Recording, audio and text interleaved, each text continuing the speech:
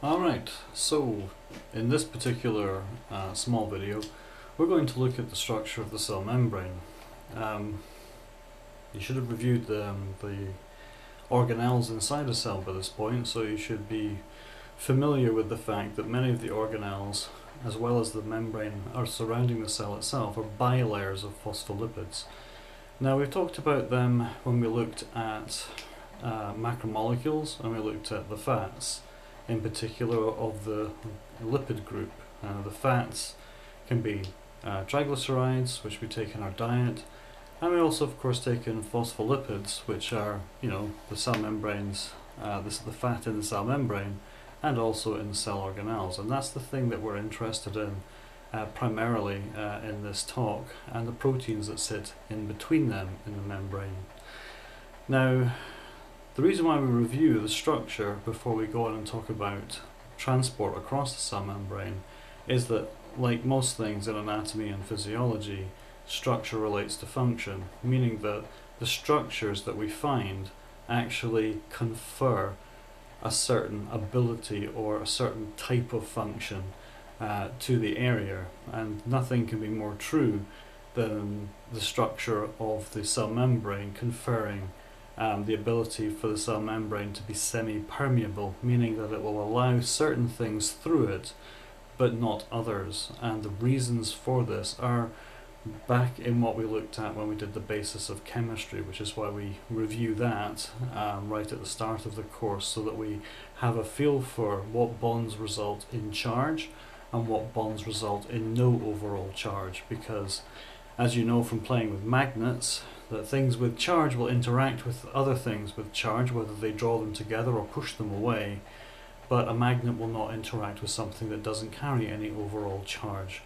And we'll take that analogy a bit further and show that magnetized things in the case of the human physiology will actually be rejected by things that don't carry charge, i.e. fats. So behind me on the board I've drawn the structure, and I'll talk through that and we'll talk about the important points so that we have a feeling for what we're talking about when we start talking about diffusion, passive transport and active transport in the next video. Okay, so what do we have? Right, well, this is just a cell membrane running across here. Now there's two layers, the outer layer and the inner layer. On the outer layer, in green, we will put water, in brackets H2O, and again on the inside let's put water, in brackets H2O. Now this is to remind ourselves, let's actually also put in outside cell, so in brackets interstitial fluid, because that's your cell, one of your cell fluid compartments: inside cell, outside cell. So this is the intracellular fluid, which is about 67% of our body fluid held inside our cells, and the final third of our body fluid is in the extracellular fluid, and a small part of that is in our blood. The rest of it is bathing the cells, and it's called interstitial fluid. So we have a water-based environment inside and a water-based environment outside, and we have this barrier here. Now it's a two-layered barrier. There's a layer of phospholipids at the top there and a layer of phospholipids at the bottom. Now phospholipids are extremely important in maintaining the integrity of not just the cell but of the cell organelles within it. And the reason why they're so important is because they have two important structural aspects to them. Now I've drawn them as little like ping pong balls with two little legs sticking out of them, which is your standard way of drawing a phospholipid. But if we come over here and look at this, this is a phospholipid. I seem to have lost one of my pens, but this will do. Now phospho relates to the phosphate head, a PO4 minus. Now PO4 minus is up here. Lipid relates to these long tails, these fatty acid tails. Remember, fatty acids are just long chains of carbon with hydrogens attached to them. Most of them are fully saturated, meaning that they're all single bonded, so they're all straight and tightly together. Sometimes you get a kink in the line, and that's because of a double bond or an unsaturated area, whereas a double bond, that bond could be broken open and another hydrogen attached to these two, and that would make it straight again. But where you have a kink, it actually pushes the one phospholipid next to the other slightly further apart. So I've marked the phospholipid on the sides for the regions that we find there. So the long tails, the two tails there, coming here and here, are the fatty acid tail region. This fatty acid tail region, wrong pen, this is all hydrophobic. Hydro, water.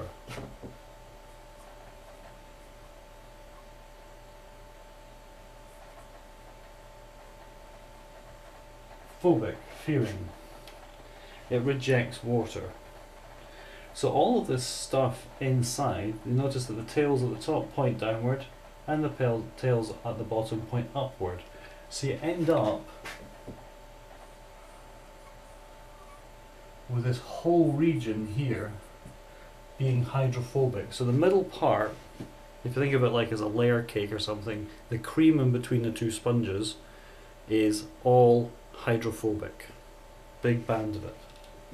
Now on the outside, pointing out, and on the inside, pointing in, you have the phosphate heads, this area here. So you've got the glycerol part here, and then on the third carbon, if this was a triglyceride, this third carbon would also have an esterase linkage, and that would all be another straight tail. But in this case, the third one doesn't have another fatty acid tail. It instead is bonded to a phosphate. Now the phosphate has charge on it. This is an uncharged region.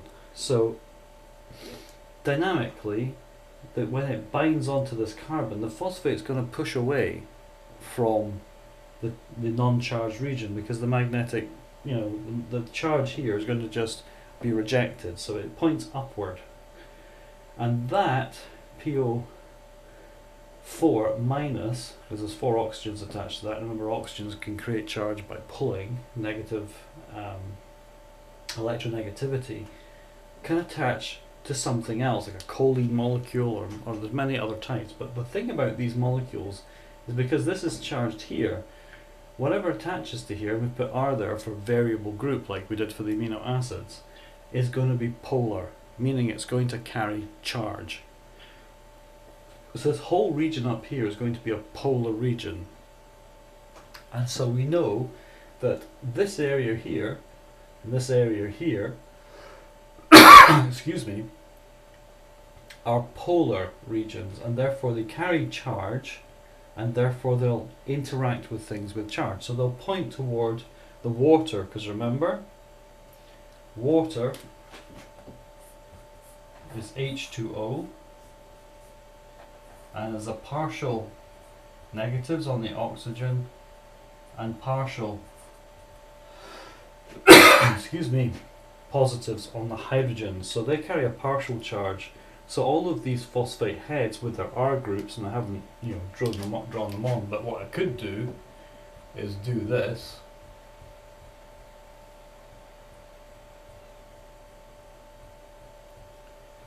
And then put in the R's.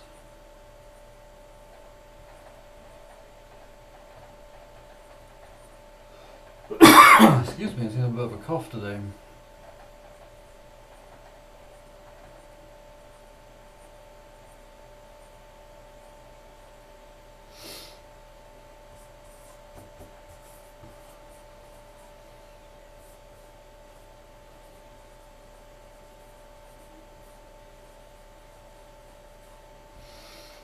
So all of these phospholipid heads have polar additions to them, making them charged, and therefore they are hydro or water philic. So water loving. So the membrane spontaneously comes together with these phospholipids arranging in two layers with their phospholipid heads and their polar groups sticking out toward the water on either side, creating a hydrophobic center. So because we understand how the bonds are made here in the phospholipid, we can then understand how a phospholipid would interact with water. So our cell is surrounded by this phospholipid layer, and we're drawing this in 2 dimensions, but remember this is like a soccer ball, this is a 3-dimensional structure. So they're all together. There's sometimes, notice how the spaces are a little bit, variable in between them. This is because cholesterol, these orange bubbles inside here, another type of lipid, remember a 4-ring structure lipid, is able to pull the phospholipid tails of one phospholipid to the next phospholipid more tightly together. So where you have a lot of cholesterol in there, you have a tight bunching of the phospholipids, making it less easy for things to get through it. And where you have less cholesterol, you can have slightly more space, so things makes it a little bit more leaky. So the last thing really to point out in terms of the cell membrane structure on a basic level is this thing right here. And I've drawn it in 2 colours because, there we go, I wanted to clearly point out that this is what we would call an integral protein. So this thing here is a protein, and it's running all the way through the membrane from one side to the other. Now, in order for the protein to be able to do that, and the way that it's, remember, created its 3-dimensional shape from the primary structure being its amino acids joining together. So if we actually looked at this protein under the electron microscopy or something like that, we'd see that it's all like that inside, and then on the tops and the bottom of it we see this kind of thing, because this region is polar,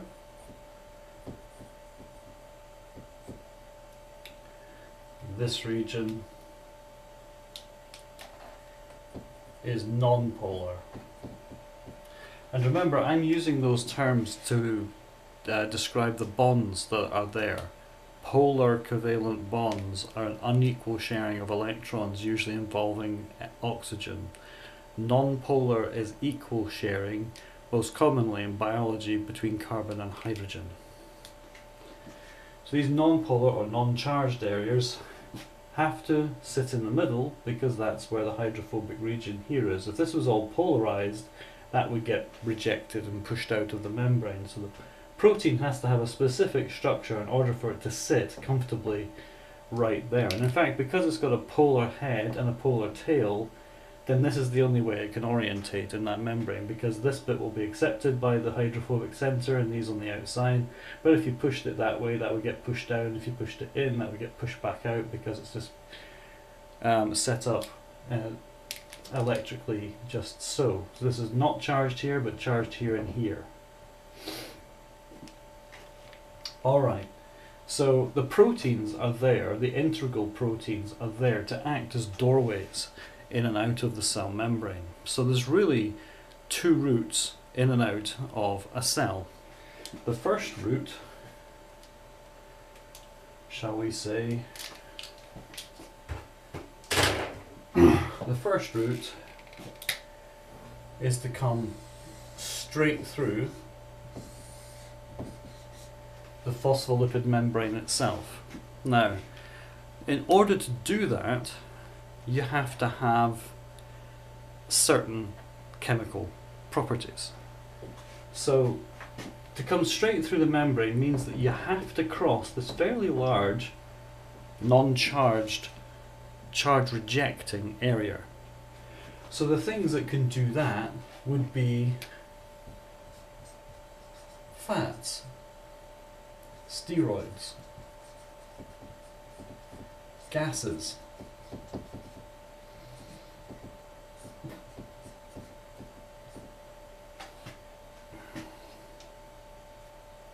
Now you're looking at oxygen going, but hang on, doesn't oxygen create charge?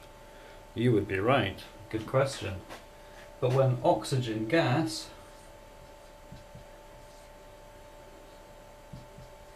when we draw it out, O2 looks like that. So they're sharing equally between them. So they don't oxygen gas doesn't have an overall charge. So these things can go through the membrane because these are hydrophobic. They don't carry an overall charge. There is one weird exception to all of this, which does carry a partial charge but can still get through that membrane. And that, rather importantly, is water. And water can do it because of its bond angle of 120 degrees. And water molecules come up against it, they're angled, they have little charge on them, which is also, and they're very small, so they can come in through the gaps, and once they kind of hit this area, they're fired through quickly because they've got a mass action of thousands, millions more behind them. So instead of pushing it back out, it just pushes it through.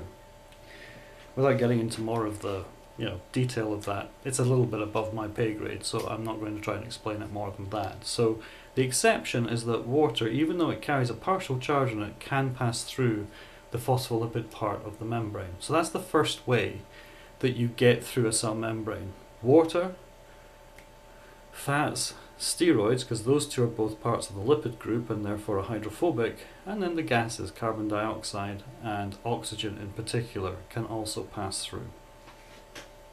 So the second way of doing it is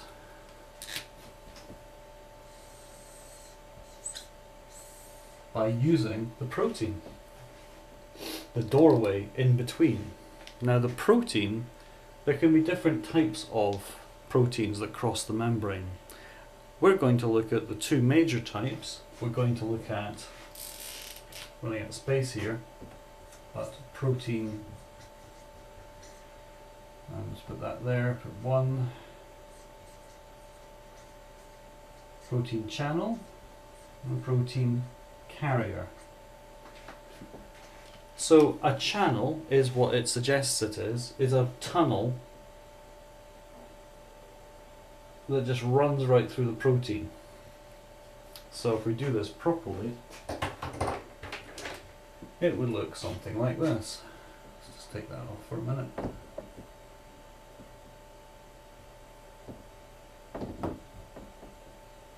So that doesn't fall on me.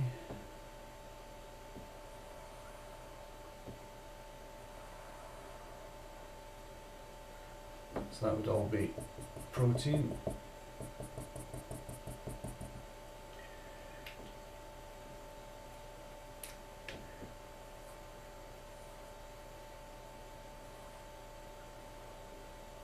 So there's your channel. Now for channels, they're very small channels, and it's ions, charged atoms, which use them. Now remember, an ion is from an ionic bond, so you've got something like sodium or potassium, chloride, magnesium, calcium. Well, these carry two charges, these carry single charges. The hydrophobic, even though they're small enough to get through the gaps, they would just be rejected. They're just too charged to get through the hydrophobic region. So they have to come through channels.